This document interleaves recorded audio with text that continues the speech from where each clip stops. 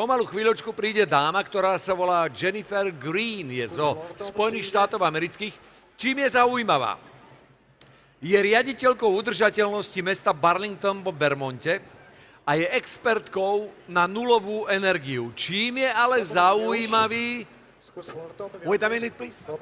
Čím je ale zaujímavý Burlington? Je prvým mestom v krajine, ktoré získava 100% svojej elektriny z obnoviteľných zdrojov. 100%. To znamená, viete, že táto dáma je skutočne na to expertov a budeme sa rozprávať na tému snaha o čistú nulovú energiu. Dámy a páni, Jennifer Green. Great. Thank you so much. Thank you, everybody.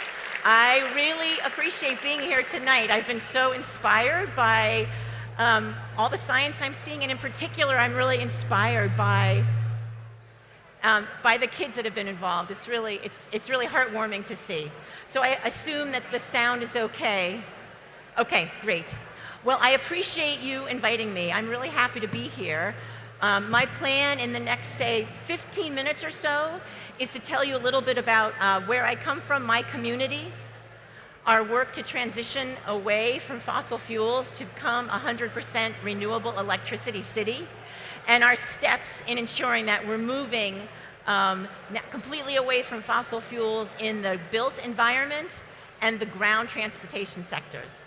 So I'm going to tell you a little bit about the carrots we use, essentially the rebates and incentives, the money, the technical support. And I'm going to talk a little bit about some of the policy that we use, because sometimes carrots aren't enough. You've got to have government policy coupled. And then I'm going to talk a little bit about some of the partnerships that we need to make our vision become a reality. And throughout my short talk, I really want to emphasize the importance of equity and ensuring that everybody has a role and a place to play in our electric revolution. So that's the agenda. Let's see how it goes. So before I start, I think it's really helpful just to ground everyone on sort of where is Vermont anyway, and where is Burlington? So I don't know how many people have traveled to America or been to Vermont. Vermont is a rural state in the northeast section of the country, cold. My community, Burlington, is the state's largest city of only 42,000 people. So small but mighty, because it gives us an opportunity to pilot and test lots of different initiatives. I work for the Electric Department as the Director of Sustainability, and my job is to help ensure that we're moving to the strategic electrification. So Burlington is on the shores of Lake Champlain. We have a university. We have a large medical institution. We run north and south. Our closest large city is actually over the border in Canada, in Montreal. Our second largest city is in Boston, 3 hours to the south. So I hope that grounds you in where Burlington is situated. As I mentioned, Burlington as a small city, a liberal city, very progressive. We're known for innovation. This is the home of Ben & Jerry's. I don't know how many people have experienced Ben & Jerry's ice cream, but this is where Ben & Jerry's began. We're also the home of Burton snowboards. So Jake Burton has really revolutionized winter sports, and Burton snowboard was also born in Burlington, so lots of bees. As well as this man. I don't know how many people are familiar with his face. Yes, this is Bernie Sanders, who was actually a mayor of Burlington and started sort of our progressive march towards sustainability. But that's not all. The fourth B is really Burlington Electric. And what makes Burlington Electric special is it's the utility that led our city to be the first in the country to source 100% of our electricity from renewables. So it happened quietly. It was sort of this silent movement, and the next thing you know, here we are. So our main source of electricity is wind. It's also hydro. We have a small sliver of solar that makes up our portfolio. Next time you're in Burlington and you're flying into the airport, this is one of our many solar arrays. This sits on top of the roof of the airport. And then last but not least, we have a biomass plant, which makes up part of our 100% renewable electricity grid. So biomass, I think it is important to put it in the Vermont context. Vermont, as I mentioned, is quite rural. We're very north, and we're very proud of our forests. Lots of private forest owners. And in order to support them in their work to manage their forest properties, as they harvest for high-end timber use, sort of construction, furniture, we buy that scrap wood. We bring it in town by train. You can actually see the train track coming in. And this is what we burn with the help of a NOx scrubber to ensure anything that's emitted is clean as part of our portfolio mix. So solar, wind, hydro, and biomass. And this all started in 2014. This is when we sort of moved into this space of being 100% renewable electricity. So when that happened, we had a mayor at the time who was sort of quite surprised that it happened on his watch. He really wanted to, he took great pride in it, and he decided he wanted to launch the next big, ambitious goal. So we decided to become 100% renewable energy. So the sources that I talked about feed our electric grid, but like Slovakia, we are a cold weather climate, so most of our heating is done with fossil fuels, with natural gas. As you all know, most cars are driven, unless they're electric, they're using gasoline.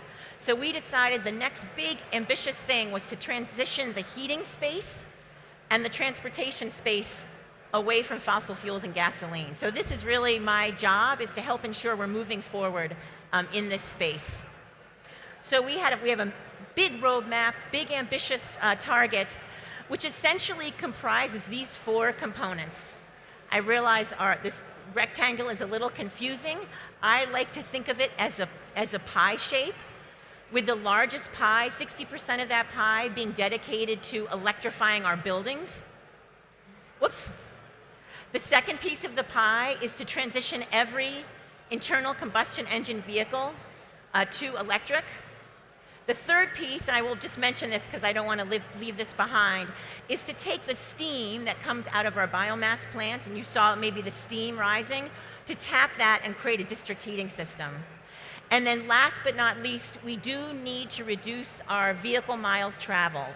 So this is a big piece of our roadmap also. So this is our big vision for the city, and I want to tell you a little bit now about how we're making this come to fruition. First and foremost, let's just talk about transportation. We know that we're not going to encourage people to drive electric if we don't strategically place charging stations throughout the city.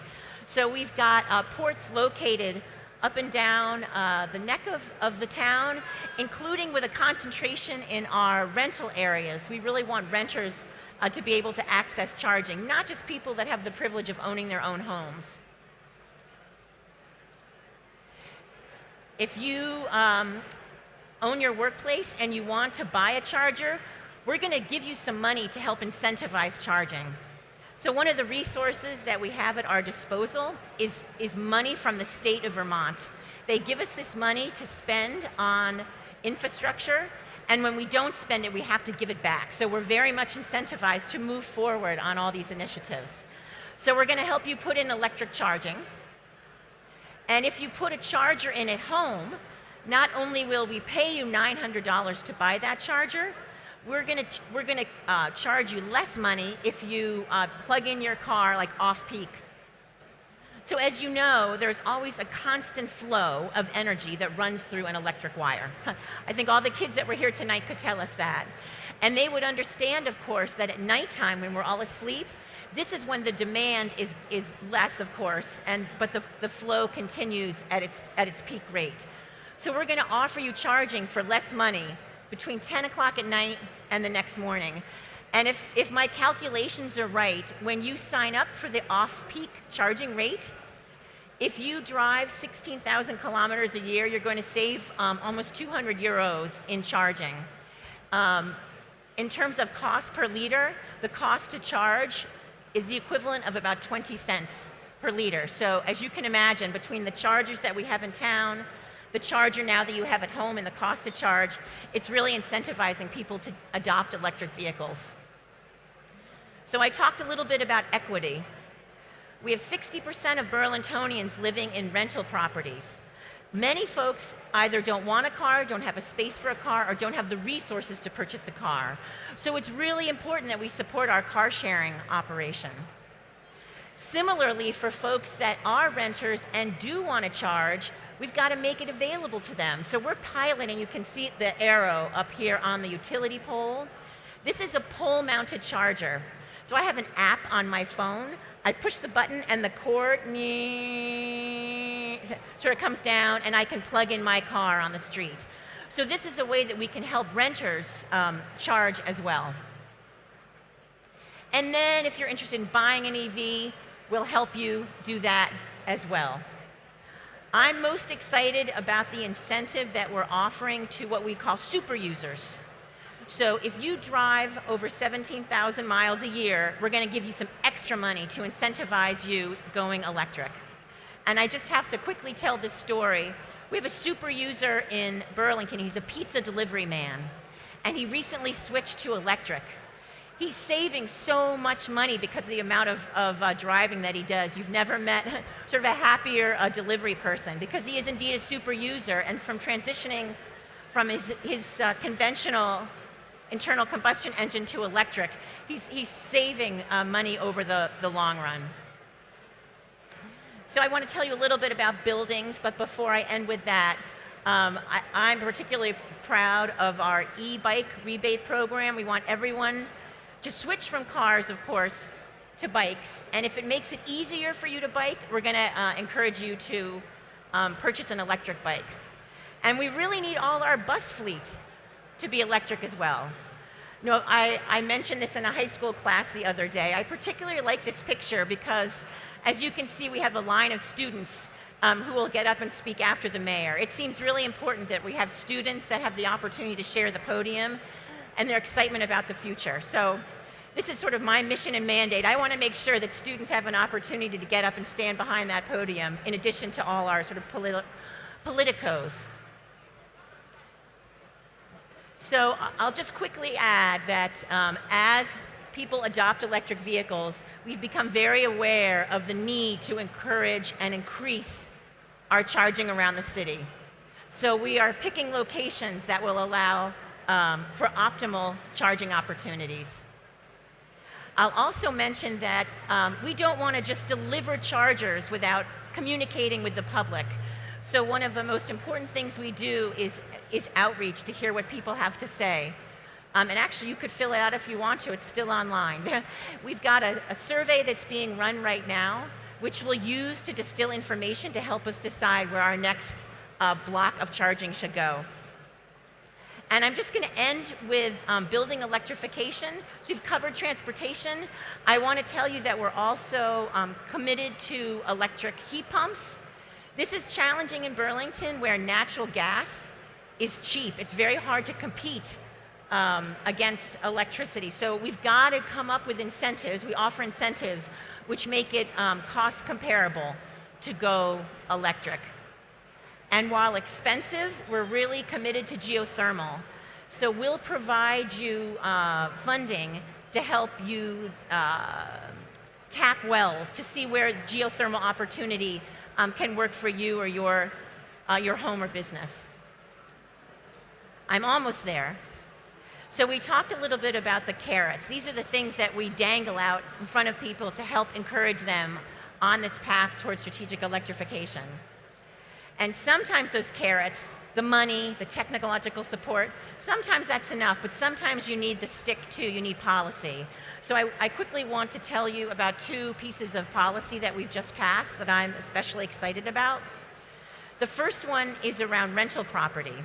So again, lots of renters in Burlington, property owners who they get that check every month and they're not inclined to invest in these buildings. So we're telling you that if you're a property owner and your building uses more than 50,000 British thermal units per square foot, which is how we measure natural gas consumption, you have a timeline by which you need to drop the load in that property.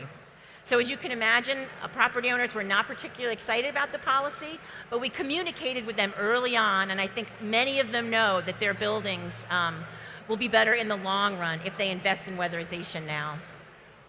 And then lastly is, I think, particularly significant.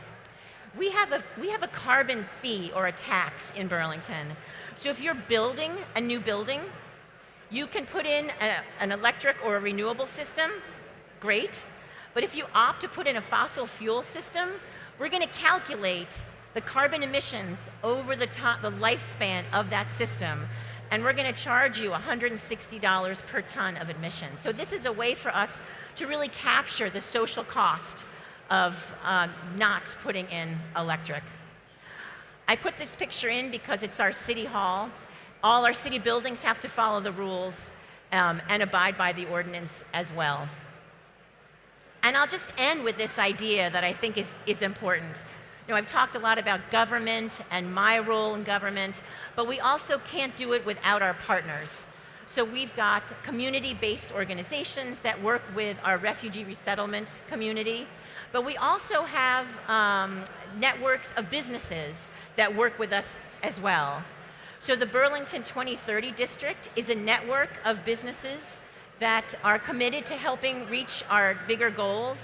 At this point, we've got over 10 million square feet of building space committed, and 310 different buildings in the city that are working with us on our strategic electrification or net zero energy plans. And with that, I conclude. I hope that was helpful, and I've really appreciated all I've learned while I've been in Slovakia. I'm really looking forward to getting home and sharing those lessons. Thanks. Oh, we've got the Slido woman. Thank you, Jen. Yeah, my pleasure. Really great. So I am Kika. I'm from the US Embassy, and I had the pleasure of spending the last 5 days with Jen, traveling through Slovakia. So tell us a little bit of what we visited and what you've seen, what can be applicable also to Slovakia from your experience in Burlington. And I'm sorry, I will stop you for a little bit. If anybody wants to ask a question in Slovak, I'm very happy to translate it also.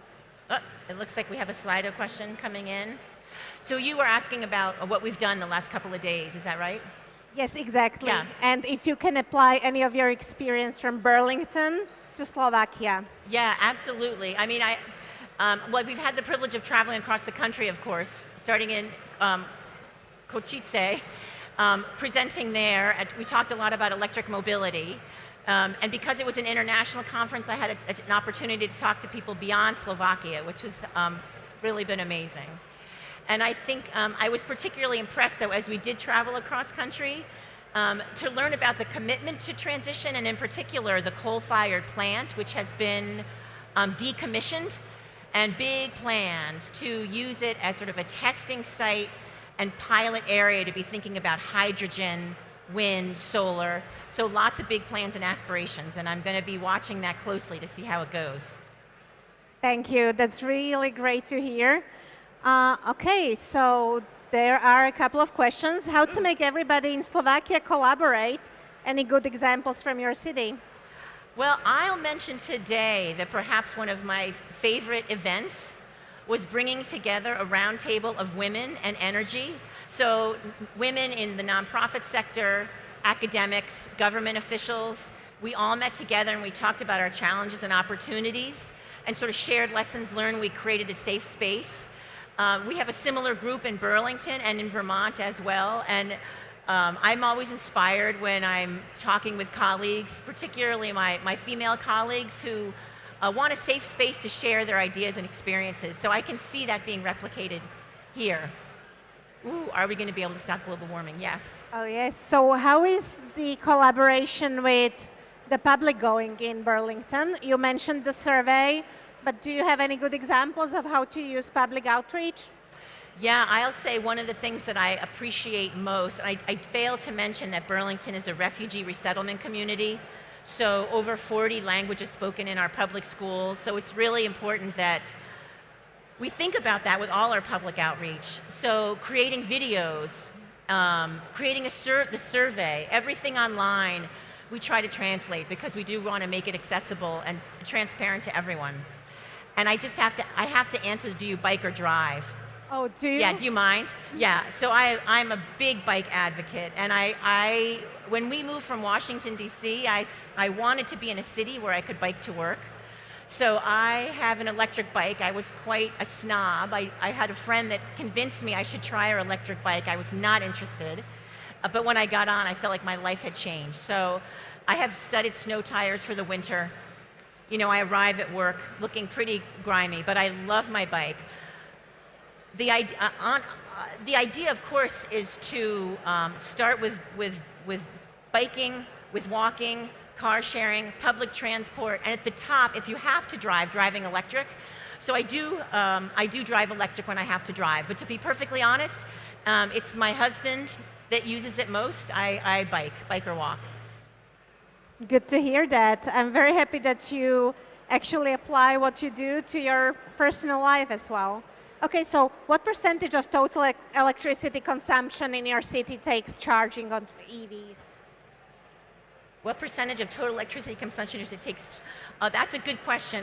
A fairly small percent compared to heating buildings with electricity, but it is growing. And there is a concern, of course, that if everybody adopts electric vehicles, that our grid won't have the capacity. So we're constantly thinking about ensuring grid resilience. So it's capped at about 64, it's a 64 megawatt grid capacity in the city. We're investing $20 million to bump that up to 90, and another $20 million to bump that up to 110. And so we think about it all the time. We're okay now, even if everybody switches to electric, we're okay. But again, we have to be planning for the future. Can you just remind us how many citizens does Burlington have and how many EV chargers do you have? Yeah, I should have mentioned that. I feel like I skipped over a few things. So Burlington is 42,000. So again, small but mighty. We have just received, I don't know if folks are familiar with President Biden has passed we have the largest climate bill ever passed in the United States called the Inflation Reductionary Act. So $300 billion being spread across the states. So Burlington has recently won a grant through the Inflation Reductionary Act. So in our small city, we'll be increasing the amount of chargers to over 200. That's really great. I'm really happy to hear that. Anybody here traveling to Burlington anytime soon? You're all Trying welcome. to rent a car? Okay, we have one person here. Good. Okay, so let's keep the question about stopping global warming. I think we can leave that to the very last one. Yeah. So how about possibilities usable in more hilly areas like Colorado or Alaska when batteries in e-cars have limited capacity? We don't see that as a big problem. I mean, with enough charging, granted, my vehicle, it's billed as having a 350-mile range. I know, of course, in the wintertime, it gets less than that. But with enough charging, having that limited range is not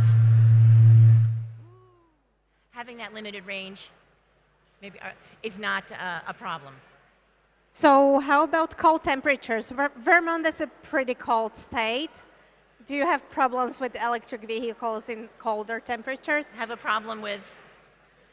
Electric cars in colder temperatures. Oh yes, no, it has not been a problem. I mean, again, the range is reduced with cold weather, but if you couple that with enough charging, yeah. Okay, so let's skip to the question of global warming. Yeah, can we what do do it? you think is the solution? Yeah, can we do it? Are we going to be able to stop global warming? We are going to reduce global warming, and we're going to simultaneously become more resilient and be better for it. I have to believe. How's that for a quick and dirty answer? Well, I'd be curious to know what other people think. Hopefully that will work out. I actually do have a question about the future of Vermont. So what is the future with renewable energy for Vermont? Yes, it's legislated by the state that we maintain our renewable electric grid. So by law, that will never change. The key, of course, is to ensure that we're continuing to keep rates low. So as we add renewables to the grid to address that increased demand, The challenge will be continuing to find enough renewables that are cost effective for us. But that's not going away. I think the bigger challenge really is the unnaturally low price of natural gas, and helping to ensure that we're inviting people to electrify despite the current cheap cost. Is that the case in the whole United States? Is everybody working on global warming the same way? Oh boy. We've talked a little bit about this. When I started my job as the director of sustainability, there were kind of a handful of us around the country. And we started a group called the Urban Sustainability Directors Network. There were really only several dozen of us. And now there are over 200 of us working in state and local government. I am seeing it grow. And of course, we know this in Slovakia. The coal production is just not cost effective. So it's almost a natural trajectory to be moving off of coal. Without the subsidies, it's not a particularly economically robust sector. So renewables are getting cheaper. We're seeing more renewables be put online, every year, and the costs are dropping. So does this mean Burlington is kind of the outlier within the US? Are you inspiring other cities? We are, but really we learn from others as well. I mean, it's a give and take. Just the way, for me, it'll be a give and take between, what I've learned in Slovakia. It's a two-way road. Okay, so if anybody has a question, now would be the time to ask it. But if not, we can maybe end it with, so what would be your advice for Slovakia? What to do first, what to do next, where to start? Wow, that's a big question. Thanks, Kika. I mean, honestly, I do think the partnership component is something that you can't understate, and that no one sector can do this alone. And that's why I'm really proud to be working with this network of businesses, as well as our nonprofits that are working with our low and moderate income households. So, it's compromise as well, I would say. So it's sort of the networking, the pulling partnerships together, and ensuring that we compromise into a better future. Thank you. So do we have any more questions? I don't think we do. This is it. So I would like to thank you. Big round of applause for Jen again. Thank you. Thank you for being here. Thank you. My pleasure. Thank you, everyone.